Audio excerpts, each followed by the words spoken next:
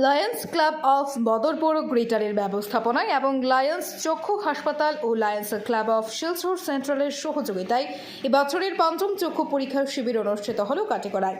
বৃহস্পতিবার কাটিগড়ার কাতিরাইল মোহনপুরে অনুষ্ঠিত শিবিরে প্রায় 180 জন রোগী তাদের নাম পঞ্জীয়ন করেন।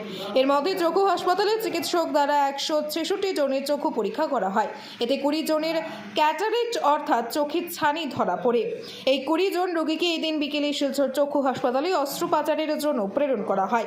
এদিন লায়ন্স ক্লাবের পক্ষে উপস্থিত ছিলেন প্রাক্তন বিধায়ক অমর চাঁদ জৈন, প্রদীপ্ত দে, চিন্ময় পাল চৌধুরী, সুজিত কর, অভয় কুমার জৈন, সপ্তর্ষি দে, সমরজিৎ চক্রবর্তী সহ অন্যরা। ব্যুরো রিপোর্ট, আজকের বরাক। লায়ন্স ক্লাব বদরপুর গ্রেটারের ব্যবস্থাপনায় লায়ন্স আই হসপিটাল ও লায়ন্স ক্লাব শিলচর সেন্ট্রালের সহযোগিতায় এবছরের পঞ্চম আই ক্যাম্প কাতিরাইল মোহনপুরের বিকেল রোগী 180 জন চিকিৎসা করেছে। চিকিৎসক কোথা থেকে এসেছেন? শিলচর লায়ন্স আই হসপিটাল থেকে সমাজপতি।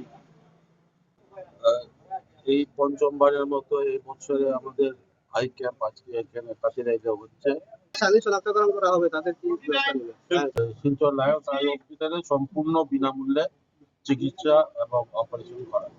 আপনারা দেখছেন আজকের Barak, a house of digital media.